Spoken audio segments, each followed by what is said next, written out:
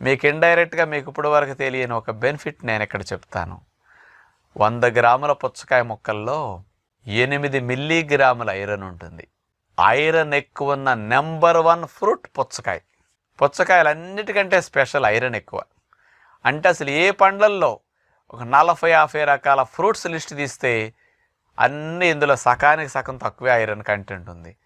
రక్తం తయారీకి కావలసిన ఐరన్ అనేది పుచ్చకాయల్లో బాగా రిచ్గా ఉంది. ఏ ఫ్రూట్లో లేదు, పుచ్చకాయలో ఉన్నంత ఐరన్ ఎక్కువగా. మనకు కావాల్సింది 28 మిల్లీగ్రాముల ఐరన్ ఒక రోజుకి, మ్యాక్సిమం 30 మిల్లీగ్రాములు. మనం తీసుకునే 400 గ్రాములు 500 గ్రాముల పుచ్చకాయ ముక్కలు అట్లా తిన్నామంటే 400 గ్రాములు వెళ్ళిపోతాయి.